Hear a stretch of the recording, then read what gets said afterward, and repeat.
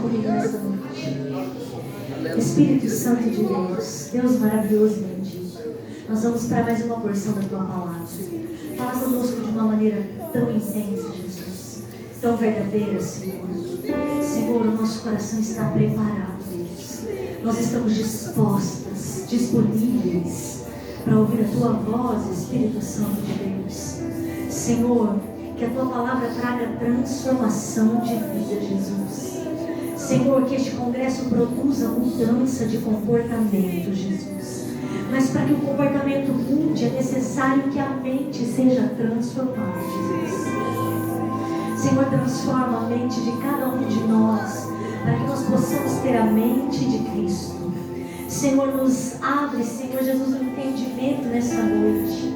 Senhor, que a Tua igreja coma a palavra, Senhor, e caminhe por 40 dias até chegar em Horebe, Senhor, e o monte de Deus encontrar o Senhor lá numa voz mansa e suave, Jesus. O desejo do meu coração é que essa noite traga, Senhor, para a nossa vida mudança, Deus, avivamento, até que o Senhor venha. Amém, Jesus. Abre comigo a sua Bíblia rapidinho no livro de 1 Coríntios, capítulo 15, versículo 1, 2, 3. 1 Coríntios, capítulo 15, versículo 1, 2, 3. Depois a gente vai ler o tema, que é o versículo 58. Amém? Também vos notifico, irmãos, o evangelho que já vos tenho anunciado, o qual também recebestes, e no qual também permaneceis, pelo qual também sois salvos, se o retiverdes, tal como vou tenho anunciado, se não é que crestes em vão. Porque primeiramente vos entreguei o que também recebi, que Cristo morreu por nossos pecados, segundo as Escrituras. Portanto, meus amados irmãos, sede firmes e constantes, sempre abundantes na obra do Senhor, sabendo que o vosso trabalho não é vão no Senhor. Não é vão no Senhor. Amém? Você pode se sentar, glória a Deus.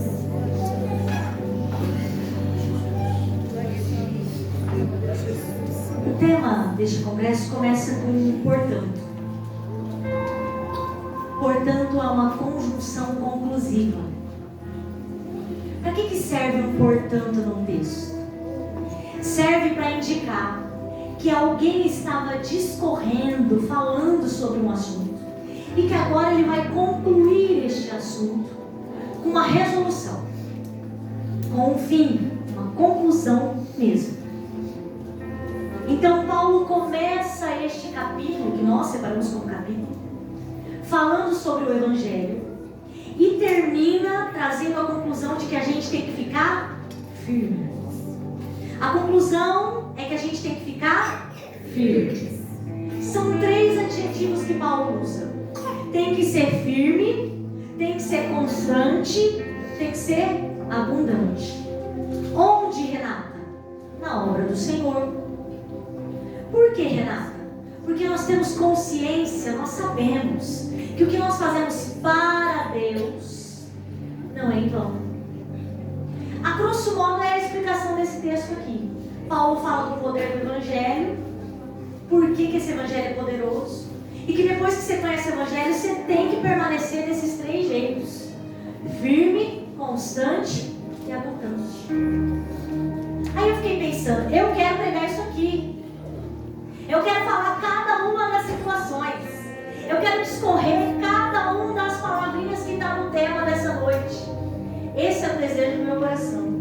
Eu queria discorrer, eu vou passar por isso muito rápido, só para você entender. Portanto, meus amados irmãos. Vamos começar pelo portanto? Qual é a conclusão que nós chegamos nessa noite?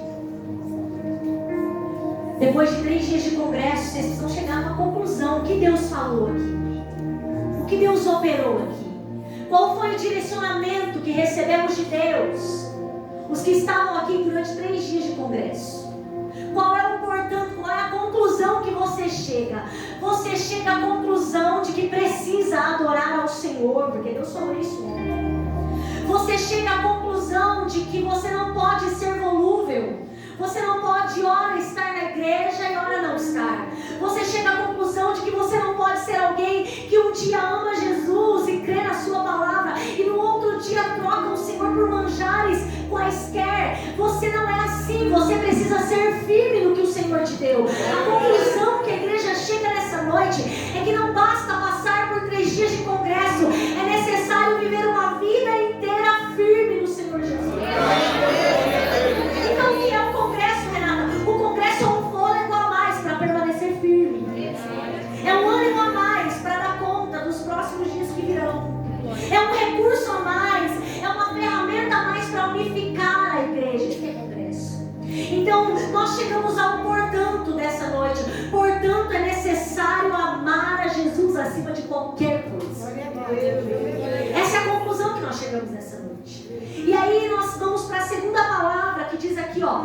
Portanto, meus amados irmãos, se eles são irmãos de Paulo, isso quer dizer que eles possuem o mesmo genitor, o mesmo pai. E sabe o que minha Bíblia diz sobre o meu pai, sobre o seu pai? Lá em Hebreus, sabe o que a Bíblia diz? Que o Senhor exorta, que o Senhor corrige todos que Ele ama e que tem por filho. Se você reconhece a paternidade de Deus, você precisa reconhecer a exortação de Deus.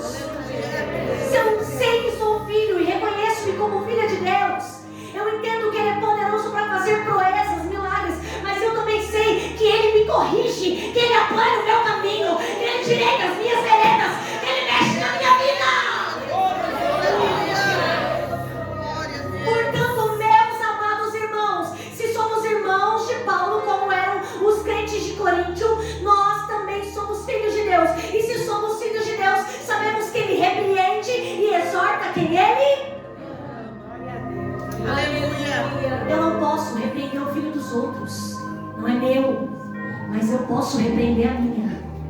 E Sam Tiba, que é um escritor de best-sellers de livros de como criar filhos, pais brilhantes, filhos, eu nem sei o que, mas é mais ou menos isso. Sabe o que ele escreveu? Ele escreveu assim, ó, que criar uma criança é fácil, é só lhe fazer todas as vontades. Educar é que é difícil. É isso que Deus vai fazer conosco nessa noite. Aleluia. Deus vai estreitar a nossa vida nessa noite. E vai falar conosco de uma maneira dura, porém com amor. Meus amados irmãos, filhos de Deus, aceita a exortação do Pai. Quantos estão disponíveis a ouvir a exortação do Pai? Meus amados irmãos, sede. Sabe o que é sede? É o verbo ser. É o verbo ser no imperativo. Sede. Paulo estava dando uma ordem, uma orientação, uma instrução para eles.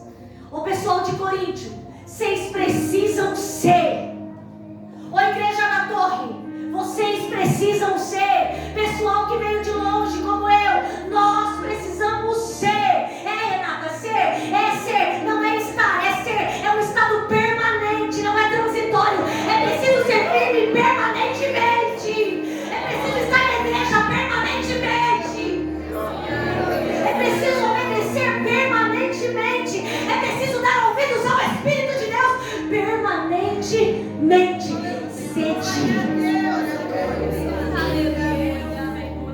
Permanentemente nós temos que ser. Você percebe que é uma essência. Ser é diferente de estar. Meu esposo estava doente, ele não era doente. Eu estou cansada, mas eu descanso e esse estado passa. Mas eu sou pequena, é permanente isso. Você pode lançar, mas a minha essência é ser pequena. Por isso que Paulo não disse estejam firmes, ele disse sejam firmes. Por que eu tenho que ser firme, Renata? Porque o diabo, vosso adversário, anda ao vosso derredor, bramando, buscando quem ele possa tragar. Sabe quem que o diabo está doidinho para pegar? O crente pé dentro, pé fora. Ele está doidinho para pegar. Aquele que fica aqui um pouquinho lá. Agora eu já me abasteci das coisas do mundo, agora eu quero Jesus. Agora eu quero o mundo de novo. Sede firme. Você sabe o que é firmeza?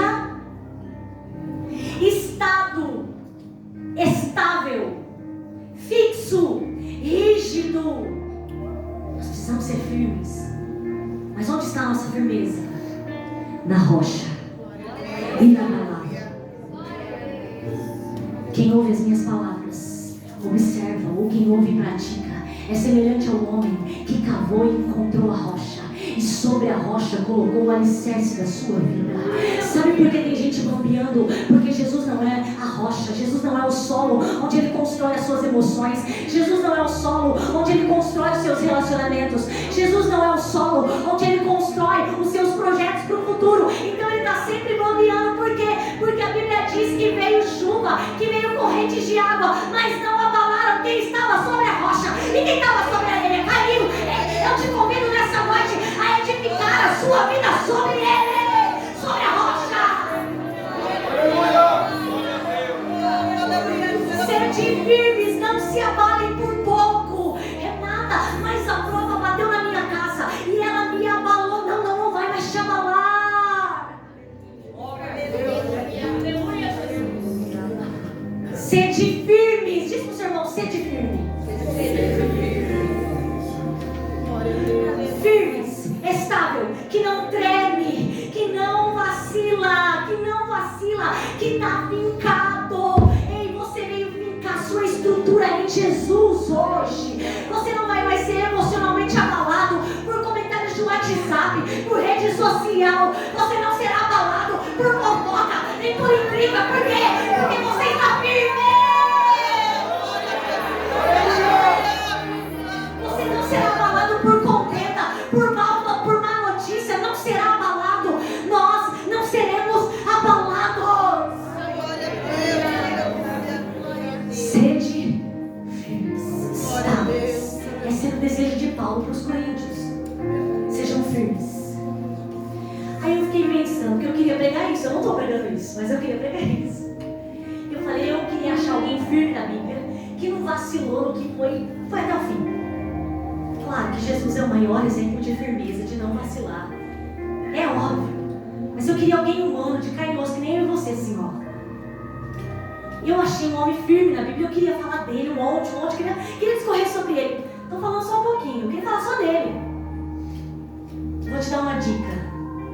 Quando Deus chamou ele estava pastoreando. Quando Deus chamou ele estava envolto num gado que não era dele, uns bichinhos que não era dele. Até que ele parou um dia e subiu um monte. E lá no monte de Deus, Horebe, Deus falou com ele. Você quer mesmo que Deus fale com você? Então começa a subir o monte. Você vai ficar cansado, viu? Porque subida não é fácil não. Mas é necessário para ouvir Deus falar. Deus não fala no raso, irmão. Deus manda a gente subir. E aí Moisés sobe lá e Deus manda ele tirar o povo de Deus do Egito. Moisés foi firme no seu propósito, mas ele foi mais firme do que Deus. Aí, Renata, que heresia que você está pregando? Não estou pregando, não, vou te explicar, calma aí. Vocês deram a tranquilidade seca agora, hein? Um dia, Moisés está recebendo revelações de Deus, um homem firme no propósito. É bem verdade que ele começou a dizer, quem sou eu, Senhor? Ai, a minha língua é pesada, não sei falar. Ele tentou, né? Tentou fugir. Mas quando ele entrou, ele entrou. Quando ele entrou no propósito, que Deus disse para ele, lá em Êxodo, capítulo 3, que ia usar Moisés para libertar o povo, que eles não iam sair de lá pobres, eles iam sair de lá enriquecidos, porque foi o que Deus prometeu para Abraão. Moisés, quando entrou no negócio, ele entrou de verdade. E teve um dia que ele estava no Monte Horebe lá, recebendo de Deus revelações. E o que acontece? No monte, me perdoe. Recebendo de Deus revelações e o povo está lá embaixo fazendo bezerro de ouro. Moisés lá falando com Deus e o povo lá criando um Deus para si mesmo. O que Deus fala para ele? Desce lá, porque o teu povo, Moisés, não era mais de Deus, era de Moisés. O teu povo, Moisés, está perdido lá, desce lá. Eu vou consumir todo mundo, Moisés. Mas Moisés estava firme. Moisés estava firme. Ele disse: não, Senhor, não consome eles não. Porque o Senhor fez uma promessa para Abraão lá atrás. Pensa num homem que estava firme. Quando Deus ia consumir o povo, Moisés estava tão firme no propósito que Moisés interviu pelo povo, clamou pelo povo, falou com Deus pelo povo. Ei, esteja tão firme quanto Moisés, a ponto de ninguém te tirar o foco de chegar lá. Renata, mas aquelas pessoas atrapalharam Moisés de entrar em Canaã, porque por causa daquele povo rebelde, Moisés feriu a rocha e não entrou, Renata. Moisés não tomou conta das emoções, ele estava firme, mas precisava ter cuidado das emoções. Então, se o seu irmão fica firme, mas cuida das emoções. Elas vão bater na sua porta. A raiva vai bater na sua porta. A ira vai bater na sua porta. Vai bater na sua porta. E aí, você está tão firme a ponto de fechar a porta na cara do seu sentimento? Nós estamos suscetíveis a sentir tudo. Nós só não podemos permitir que esse sentimento perdure. Amém? Nós estamos suscetíveis como homens a sentir tudo. O próprio Jesus sentiu medo e disse ao Pai: afasta de mim, se possível, afasta esse cálice. Nós estamos suscetíveis a sentir tudo. Nós só não podemos permitir que sentimentos ruins abalem a nossa firmeza em Deus. Eu não sei que sentimento te trouxe para o culto hoje. Talvez uma ira, talvez uma mágoa, talvez um ressentimento. Mas eu quero liberar uma palavra de Deus para a sua vida. O Senhor dominará as suas emoções. O Espírito de Deus se apoderará de ti. Aleluia.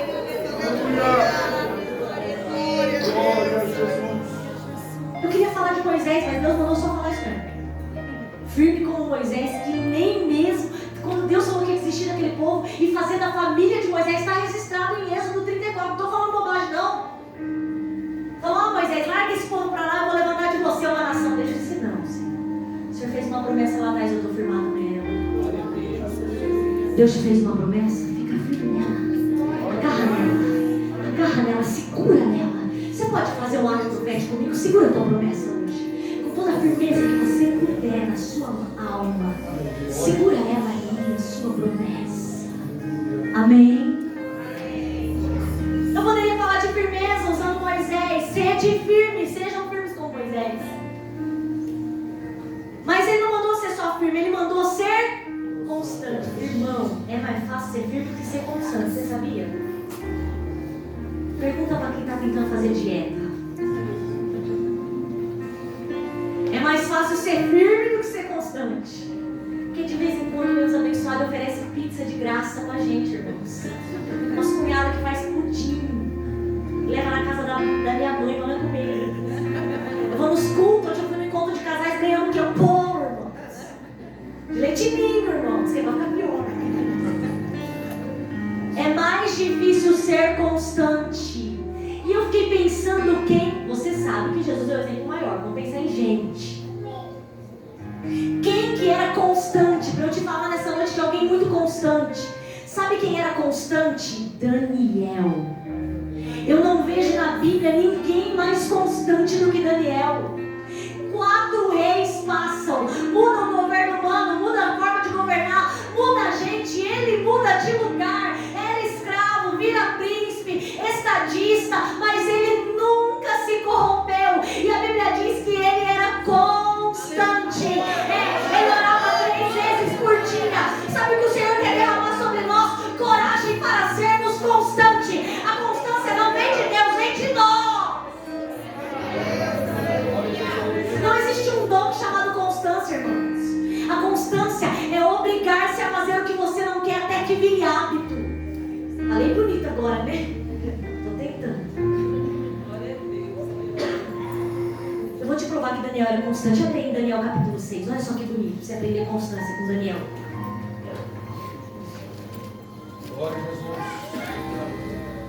Daniel capítulo 6.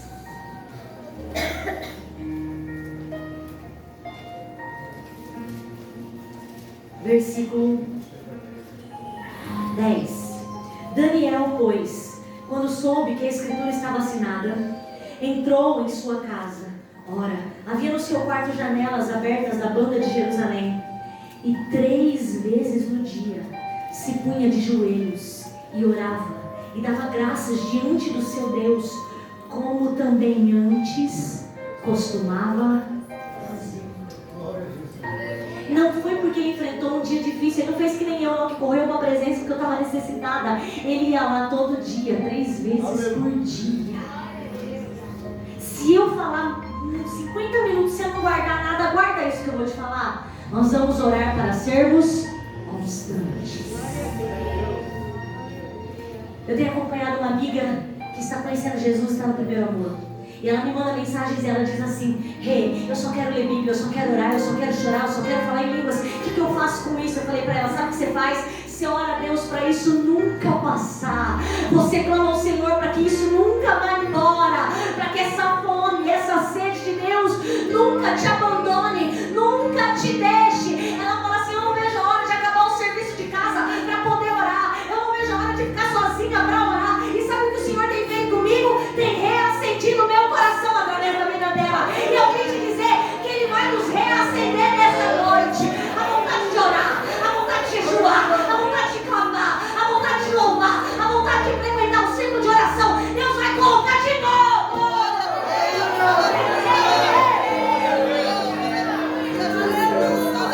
Sede firmes como Moisés, que mesmo quando Deus quis desistir do povo, ele não desistiu. Sede constantes como Daniel, que orava não só porque precisava, mas constantemente. Eu tenho outro versículo da constância de Daniel. E chegando-se à cova, está no versículo capítulo 6, versículo 20. E chegando-se à cova, chamou por Daniel com voz triste o rei.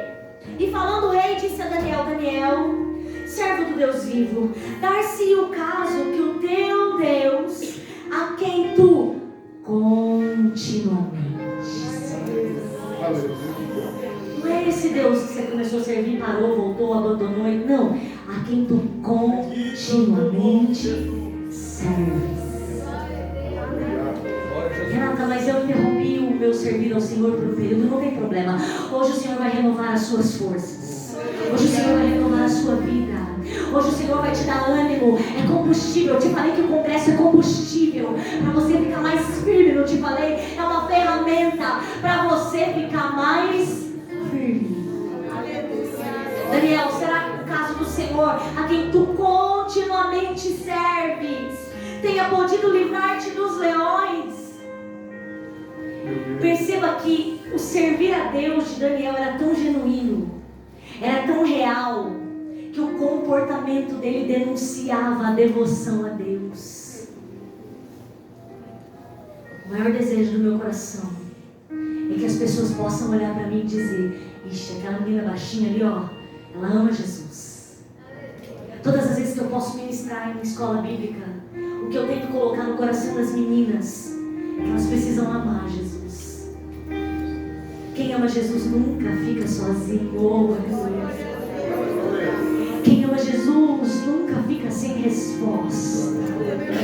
Quem ama Jesus não está perdido, tem a luz do mundo. Oh, aleluia.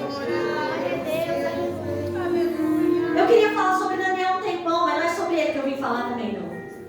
Sede firmes como Moisés, constantes como Daniel, sempre abundantes na obra do Senhor. Eu fiquei pensando, quem que eu podia falar que foi na obra do Senhor com abundância, com vontade, com volume, com recurso? E eu pensei em Neemias. Neemias tinha uma vontade de fazer para Deus tão grande que ele, de copeiro, ele passa a ser edificador, engenheiro, empreiteiro. Ei, quando você tem vontade de fazer para Deus, o Senhor te capacita, o Senhor te dá recursos, o Senhor te dá sabedoria.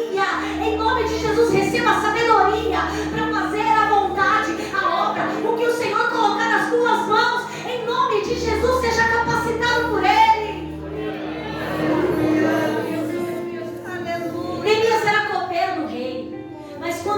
vontade de fazer algo por Jerusalém, ele vai lá, levando madeira, levando cartas de autorização. Ele vai lá. A Renata, foi tudo tão tranquilo, né?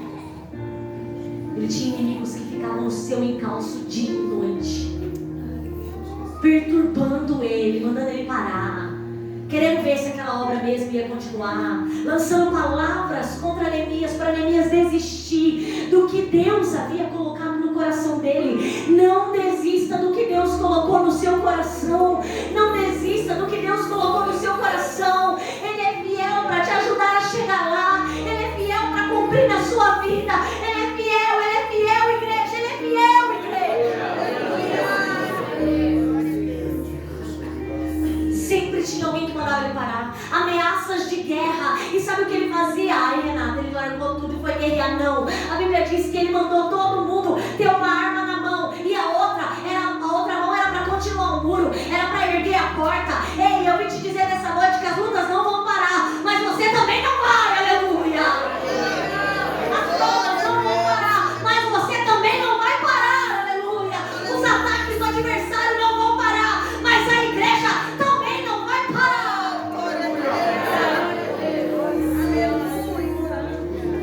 Renato, quando cessa a luta? Na Nova Jerusalém. Até lá, fica firme. Seja constante, abundante na obra do Senhor. Porque tudo que você fizer para o Senhor, na obra do Senhor, tem recompensa, tem galardão. Sabe o que é galardão? Presente em reconhecimento ao trabalho exercido. Nada, mas dá trabalho, mas você ganha salário, você fica sentado? Eu fico trabalhando na direção. Glória a Jesus. Dá trabalho, mas dá galardão. Diz pro seu irmão, dá trabalho, mas dá galardão. Você acha que esse congresso não deu trabalho? Até escolher a cor dessa camiseta que eu achei chiquérrima, que eu pude usar no sapato verde, veja. Uma chave, a mãe me deu, eu nunca achei a oportunidade de usar o sapato verde, achei agora, glória a Deus. Até escolher o tema, até ensaiar os hinos, até orar, até jejuar, dá trabalho, mas tem. Oh, glória. Aleluia, Jesus. Ah, mas você falou que vai falar, já falou tudo, não capei, porque eu não preguei ainda. Isso tudo é o que eu queria falar. Agora eu vou te falar do Evangelho. Você está preparado? Diz para o seu irmão, fica preparado. Nós vamos aprender o que é Evangelho. A igreja já sabe, só vamos relembrar, né? Reforçar. Então, Paulo escreveu uma carta aos Coríntios. Agora eu vou começar a pregar isso. Só introdução, achei chique falar isso agora. Agora eu vou começar a pregar. Paulo escreveu uma carta aos Coríntios. A igreja de Corinto, ela ficava numa cidade chamada Corinto, que era uma cidade portuária, chiquérrima, cheia de influência, uma cidade grande, importante. Muita gente passava por lá, porque era uma cidade de comércio. Só que essa cidade muito grande, ela tinha muitas atrações e atrativos mundanos. Havia templos de deuses romanos e de deuses gregos. Diana era uma deusa que tinha templo lá. E aí que aconteceu um negócio. Os crentes de Coríntio não estavam mais sendo ovelha. Sabe que bicho que eles estavam parecendo? Camaleão. Sabe o que o camaleão faz? Ele toma a cor do lugar onde ele está para se esconder e para se camuflar, para ficar parecido com o ambiente. A ovelha não, a ovelha é branquinha, irmãos. Se ela estiver no meio do verde, você consegue ver porque ela é branquinha. Se ela estiver na lama, você consegue ver porque o pastor tira ela de lá e lava ela fica branquinha. Mas o camaleão não, ele se disfarça de acordo com a ocasião. E os crentes de Coríntio estavam se disfarçando de acordo com a ocasião. Se lá na cidade praticava-se sexo de qualquer jeito, então os irmãos da igreja faziam isso também. Por quê? Porque não eram ovelhas, eram camaleões. Mas eu vim pegar pra ovelha aqui nessa noite. A coisa estava tão complicada em Corinto, as relações sexuais estavam tão deturpadas em Corinto, que havia enteado saindo com madrasta. Está na Bíblia, Renata? Está na Bíblia. Paulo não está em Corinto, também não está preso. Quando ele vai escrever a carta para os Coríntios, ele está na cidade de Éfeso, que ficava de frente para Corinto, mas tinha uma região no meio do caminho. vezes para levantar a igreja de Corinto, para levantar crente lá, para levar a sã doutrina lá, para pregar o evangelho lá. E quando Paulo sai, as coisas se desequilibram. E a família de Chloe, que eu não sei se é homem ou se é mulher, mas que é Chloe na Bíblia, ela vai lá e visita Paulo e conta para Paulo: Paulo, a coisa está complicada na nossa igreja. Ei, não precisa de fofoqueiro na igreja. Sabe por quê? Porque o Espírito Santo revela na sua palavra o que está acontecendo. E aí Paulo vai começar a exortar os irmãos. Sabe o que tinha na igreja de Corinto, que não deve ter nas nossas igrejas? Na igreja de Corinto, no capítulo 1, você vai perceber que eles tinham inveja, contenda e dissensão. Inveja não é de Deus. Sabe o que significa inveja? É desgosto provocado pela felicidade do outro. Alguém invejoso não pode ver alguém feliz. Por quê? Porque o coração dele fica corrompido, doído. A igreja de Corinto tinha inveja. Gente que invejava o outro. E inveja não é querer que o outro não tenha, é querer o que é do outro. Não é querer ter o seu, é querer o que é do outro. Renata, mas era crente? Tudo crente, você acredita? Na igreja de Corinto tinha contenda. Você sabe o que é contenda? É discórdia. E a contenda é proveniente do orgulho. Sabe o que é contenda? Falta de temor a Deus. Sabe o que é contenda? Ficar discordando do que é ministrado na palavra de Deus. Isso é contenda. E não tinha só contenda, tinha dissensão. O que é dissensão? Falta de concordância, divisão na igreja. Mas sabe por que o Senhor preparou esse congresso? Para repreender todo espírito de facção, de divisão, de contenda, de inveja. Seja quebrado em nome de Jesus.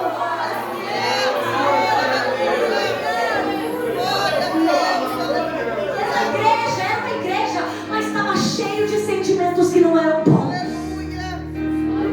Era uma inveja tão grande uns dos outros que eles entravam em conflitos. Eles brigavam entre eles, a ponto deles levarem para a justiça humana o que aconteceu na igreja.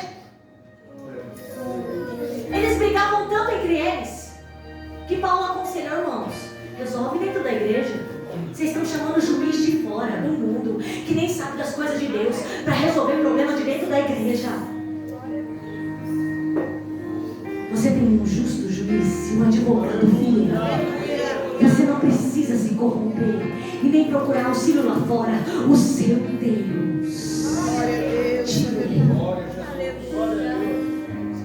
E mais que tinha lá, sabe que estava brigando? Eu sou de Paulo, eu sou de Apolo, eu sou de Paulo, eu sou de Cefas. Ele dizia: gente, não foi nenhum de nós que morreu na cruz do Calvário por vocês. Vocês estão brigando por bobagem, por coisa pequena. E aí, Renata? E aí? Que ele disse assim, Paulo disse assim, no capítulo 3, nós somos cooperadores de Deus. Nós não somos adversários da obra, irmãos. Olha para o seu irmão, ele é um cooperador do Senhor. Você não pode servir de pedra de tropeço para o seu irmão. Você não pode servir de pedra de tropeço na obra, porque toda pedra que não é a pedra viva e angular que é Jesus é retirada da igreja. A única pedra que fica na igreja é a pedra angular que é Cristo, sobre qual esta igreja está fundamentada. As pedras de tropeço serão retiradas. Você está ouvindo essa palavra? Aí Paulo vai falar um pouco em Coríntios capítulo 4 sobre como é difícil levar o apostolado a sério, como é difícil levar o ministério a sério, porque dentro da igreja de Coríntios tinha irmão inchado pelo orgulho, inchado pelo pecado da sexualidade, inchado dentro da igreja, inchado, não era cheio. Uma coisa é alguém ser cheio do Espírito Santo, outra coisa é alguém estar inchado pela carnalidade do mundo. Sabe o que o Senhor está te dizendo nessa noite? Que hoje Ele desincha para encher do Espírito Santo. Ele usa esse termo, Paulo vai falar no capítulo 4. Tem gente aí que está inchado por causa dele. Glória a Jesus, glória a Jesus. No 5, Paulo vai falar de fornicação. Paulo vai falar de que tem gente saindo com a mulher do pai. Paulo vai falar de novo que eles estão inchados. Paulo vai dizer que é para tirar os inimigos do meio do povo de Deus. No 6, ele vai falar da questão do juiz, que eu já te falei. No 7, ele vai falar sobre o casamento. Irmãos, casamento é um homem com uma mulher. De acordo com a lei do Senhor, não é amaziamento, não é junção de gente, é papel, é lei, é uma associação. Casamento é sociedade, você sabia?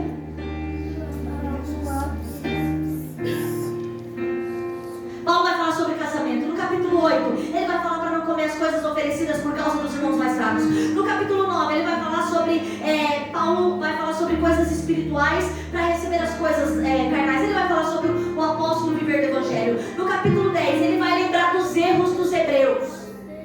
Olha para os irmãos do passado e não comete os mesmos erros deles. O que eles fizeram, Renata? Murmurações. A murmuração impediu gerações de entrar na nova Canaã. Diz para o seu irmão, não murmura não. Fala para ele, é mais fácil da glória.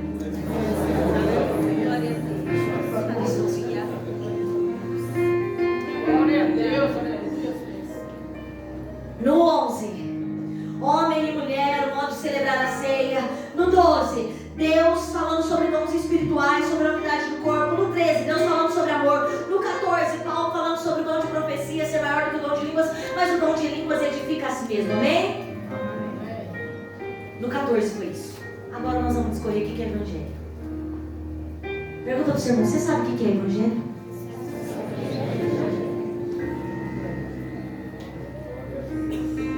Primeiro Coríntios capítulo 15, versículo 1, que foi o que a gente leu. Também vos notifico, irmãos, o evangelho que já tenho anunciado, o qual também vocês receberam. Vocês receberam o evangelho. Quando vocês receberam o evangelho, diga glória a Deus. O que é evangelho? Boas novas. O que é evangelho? Palavra de vida. O que é evangelho? Receber Jesus e tudo que Ele fez na cruz do Calvário por nós. Isso é evangelho. Glória a Jesus. E no qual também permaneceis. Então a igreja de Corinto não foi desatenta ao evangelho. Paulo foi lá e pregou e eles abraçaram o evangelho. A princípio eles aderiram ao evangelho, mas eles passaram por processos em que eles tiveram que ser moldados pela palavra de Deus. E é isso que Paulo vai fazer na segunda carta. Ele vai moldar os acontecimentos da igreja de Corinto. Então eu vim te dizer nessa noite que Paulo não recebeu o evangelho de Jesus quando Jesus estava na terra. Ele não andou com Jesus, ele não foi um contemporâneo de caminhar com Jesus, de sentar na mesa, de cear com Jesus, mas ele recebeu de Jesus e de Deus a revelação do evangelho. Você não caminhou com Jesus na terra enquanto ele estava aqui, a gente nem vivo estava, mas recebemos de Deus a graça de alguém nos anunciar o evangelho. E o evangelho é vida, é transformação, é poder, é saúde para o corpo, é saúde para a mente, é mudança de postura e de comportamento. Evangelho é novidade de vida.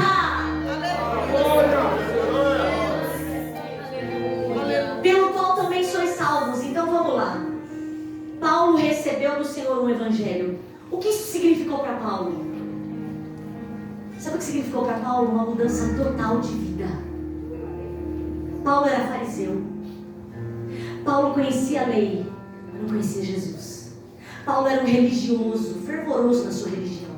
Mas quando o evangelho se encontra com ele, quando o dono do evangelho, quando o próprio evangelho se encontra com ele a caminho de Damasco, o que é que acontece com Paulo? Paulo é totalmente transformado. Sabe o que ele estava indo fazer? Ele estava indo prender pessoas. Sabe o que o evangelho vai fazer com ele? Vai deixar ele na cadeia por amor a Cristo. Paulo é totalmente transformado. Ele só falava de lei, de sacrifício. Quando ele conhece Jesus, ele fala da graça e do amor de Deus. Paulo é totalmente transformado. Se antes ele matava pessoas, sabe o que ele está disposto? Ele está disposto a morrer por Cristo. Aliás, ele diz que morre por Cristo todos os dias, para que Cristo viva nele. Isso é evangelho, igreja. Um evangelho que não prega a mortificação da carne, da vontade, do desejo. Não é evangelho, é qualquer coisa, menos Bíblia Sagrada. Quando Paulo conheceu Jesus, ele está disposto a morrer por Cristo. Sabe o que ele fazia? Prendia crente. Sabe o que ele fazia? Ele queria destruir a igreja. Depois que ele conhece o evangelho, sabe o que ele faz? implanta e fundamenta a igreja. O que você veio dizer, Renata? Eu vim te dizer que se você disse que conhece Jesus e não mudou, eu vim te dizer que se você disse que conhece Jesus e está igualzinho, com os mesmos hábitos, eis que estou à porta e bato. Quem abrir, eu entrarei e com ele serei.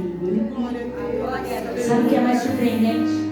É que Jesus não falou isso para quem estava no mundo. Jesus falou isso para uma igreja. Tinha uma igreja lá em Apocalipse que Jesus estava do lado de fora. Jesus não falou isso para quem estava no mundo. Jesus falou isso para quem estava dentro da igreja. Porque tem crente que não é crente, é convencido, não é convertido. Eu vim te dizer nessa noite que o Evangelho te alcance, que a mudança de vida te alcance, que Cristo te alcance, te liberte, te cure, te sare. Eita glória!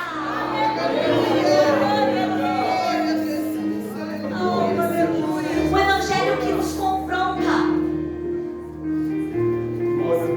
Porque eu recebi do Senhor o que mandei para vocês. Paulo teve a sua mente totalmente transformada. É como se Deus resetasse toda a vida de Paulo e ele agora vivesse absolutamente oposto ao que ele fazia antes. Quem peca não peque mais. Quem bebia não beba mais. Quem prostituía não prostitua mais. Eles aceitaram o Evangelho anunciado por Paulo e permaneceram no Evangelho, mas eles foram se camuflando de acordo com a vontade dos coríntios da cidade, dos jeitos, das adorações. Não se corrompa. Não se corrompa. Mas se converta todo dia. Estou falando só para os outros, estou falando para mim. Deus falou comigo na minha casa. Não se corrompa, Renata. Se converta todo dia, se arrependa todo dia, acredite todo dia. Sabe o que ensinaram a Ana Rafaela na escola bíblica? Mamãe, eu preciso aceitar Jesus todo dia. Vamos aceitar Ele agora? E ela fica assim, eu te aceito, Jesus. Todo dia ela confessa a Cristo. Todo dia ensinaram isso pra ela. E eu que sou velha, não aprendi agora com ela. Todo dia eu confesso a Cristo, eu te aceito todo dia, Jesus. O Senhor está em mim, na minha casa, na minha vida. O Senhor tem liberdade, o Senhor tem autoridade. Eu recebo o Evangelho, eu te aceito todo dia. Eu recebi do Senhor e eu fui transformado. Quem está falando com a igreja de Corinto tem autoridade para falar sobre transformação. Porque ele é um apóstolo. Você sabe o que é um apóstolo? Significa enviado para uma missão. Olha para o seu irmão, você foi enviado para uma missão. Olha, eu nem pedi para falar, vocês já entenderam. Eu falo tão rápido, vocês já foram adiantando, né? Apóstolo significa enviado, mensageiro, enviado para uma missão. Qual é a missão da igreja do Senhor Jesus? É quebrar cadeias, é ganhar almas, é ampliar a igreja, o reino dos céus, é saquear o inferno. É essa a missão da igreja. É por isso que a igreja tem que pregar mesmo, como foi cantado.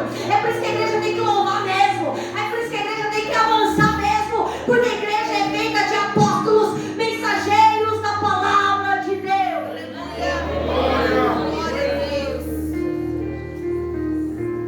Eu preguei para vocês.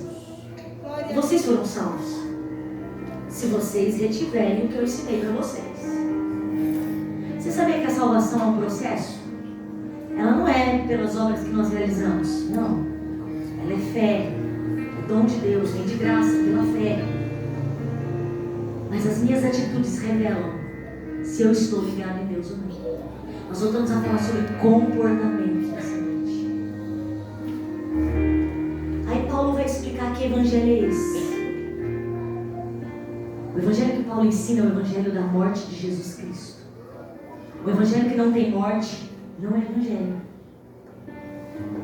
Aí Paulo vai dizer: Jesus morreu e ressuscitou ao terceiro dia.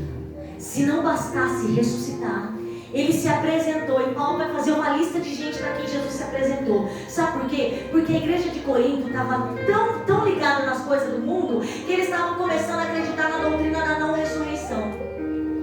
De tão perdido que eles estavam, irmãos. Tinha um povo que andava batizando pessoas em nome de gente morta. Está em Coríntio isso. Você leu a Bíblia e nunca viu? Eu também não vi hoje, eu estava estudando com a vontade. Estava batizando gente em nome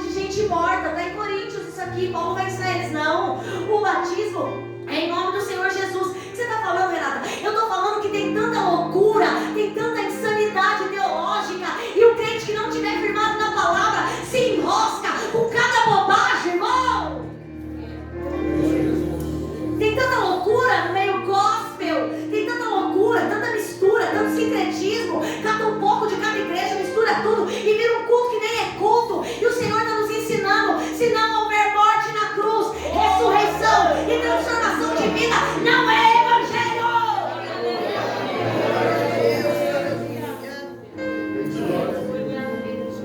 Aí vem o povo dizendo: não teve ressurreição, não.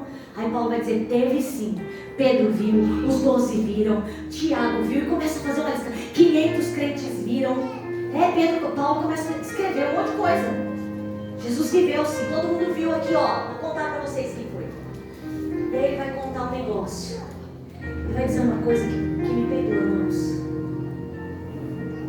Ele vai dizer assim, ó: se a gente não crê que houve ressurreição, então a nossa vida é uma furada. Paulo vai dizer: vocês comem, bebem e morrem amanhã, porque você não crê em nada mesmo.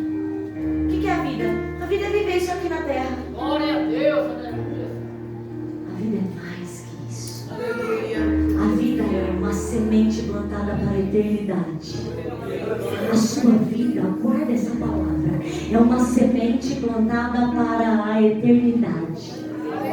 Glória a Deus. Paulo vai dizer: nossa vida, nossa esperança não está aqui. A nossa esperança é viver bem aqui para podermos experimentar a ressurreição dos salvos até que Ele venha. Até que Ele venha. Porque se Ele falou que vem, Ele vem. Se Ele prometeu que vai voltar, Ele vai voltar, igreja. E não vai demorar, Ele vai voltar. Paulo começa a discorrer para eles: para com isso. O evangelho é crer que Jesus morreu, ressuscitou ao terceiro dia, apareceu na terra e está à direita de Deus Pai, se preparando para no tempo do Pai descer para buscar a sua igreja, que permaneceu firme, inabalável, abundante. Sabe o que ele diz? Que quem não crê na ressurreição, miserável homem é. Então a vida é só isso, Renata? Comer, pagar boleto e tentar emagrecer? Não. A vida é uma semente para a eternidade. Sabe o que Paulo vai contar? Ele vai falar assim, ó: povo insensato, porque para um grão de trigo nascer, primeiro a gente enterra a semente. Sabe quem disse isso também? Jesus. Não sei se vocês perceberam, mas desde o primeiro louvor Deus está falando sobre morte e ressurreição, sobre Jesus vir buscar, sobre Jesus arrebatar. Paulo vai dizer uma coisa linda: é necessário enterrar a semente. Eu nunca vi uma semente de maçã plantada assim. Eu nunca plantei uma semente de maçã. Alguém plantou macieira aqui? Alguém plantou macieira? Mas eu sei que a semente é totalmente diferente da árvore, sim ou não, igreja? A semente é isso aqui, ó. É o tempo que a gente tem nessa terra. É isso aqui, ó. Mas o tempo que a gente tem nessa terra tem que ser colocado em terra fértil. Por que, Renata? Porque se eu colocar na terra fértil o tempo que eu tenho nessa terra, na eternidade eu vou ser árvore frondosa. Eu vim pegar uma palavra que nem todo mundo gosta de escutar. Eu vim falar de eternidade nessa noite. Eu vim plantar no seu coração uma semente de eternidade nessa noite. Nós estamos tão ansiosos e tão preocupados em viver as coisas da terra, que a gente está esquecendo que Maranata, ora vem Senhor Jesus. Esta é uma igreja que precisa cantar Maranata. A igreja do século 21 precisa ser semente plantada para crescer na eternidade como árvore frondosa. E para plantar tem que enterrar. E enterrar significa matar. Matar o que, Renata? O velho eu, as velhas práticas, a minha vontade, a minha carne, o meu desejo, o meu querer. É noite de enterrar nessa noite.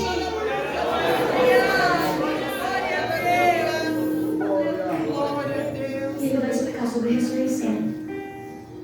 Eu já estou encerrando, irmãos. 1 Coríntios capítulo 15, versículo 36. Insensato. O que tu semeias não é vivificado se primeiro não morrer. E aí ele vai falar que eu preciso morrer para gerar. Jesus morreu em carne, em matéria, para ter o seu corpo glorificado. Não é lindo isso, irmãos? Estava aqui todo dia no caminho. Se você não morre para as suas vontades, jamais terá um corpo glorificado na eternidade. Quantos estão dispostos a morrer nessa noite de gravidez? Vocês entenderam que eu senti figurado, não quero ninguém. Vamos para o Samu aqui na frente, irmão. Vamos morrer nessa noite? E nós cantamos aviva-nos, sim. Para ser avivado precisa primeiro morrer. Jesus precisou matar o homem, a carne. E Paulo vai fazer uma comparação tão linda. Ele vai dizer aqui no capítulo 15 que se pelo Adão, por Adão veio o pecado, por um último Adão, o Adão perfeito, Jesus, veio a salvação. Aleluia. Se o homem peca, Deus manda seu filho em forma de homem na terra para descer lá na sepultura. Mas ao terceiro dia Jesus ressuscitou. O que é que isso garante para a igreja? Que a igreja também subirá. Aleluia. Que a igreja também será transformada. Aleluia. Que a igreja também reinará. Oh, aleluia. Vamos cantar Maranata, hora vem Senhor Jesus. Se coloque de pé nessa noite. Paulo explicou que evangelho é isso. Morrer para viver. Evangelho é morrer para e ele vai dizer, eu morrer para mim é lucro, eu viver para mim é Cristo. Nós vamos cantar Maranata, mas você canta com vontade, hein? Vamos encerrar esse congresso orando ao Senhor com vontade. Glória a Deus, aleluia. O que acontece com a igreja de Corinto? Recebe as orientações de Paulo, como nós recebemos nessa noite. Eles precisavam mudar, nós precisamos mudar. Nós não somos camaleões, nós somos ovelhas. É preciso crer na ressurreição. É preciso entender que Jesus inaugurou o processo de transformação da carne. Ele foi o primeiro a inaugurar o processo de transformação da carne. Como é que ele fez isso?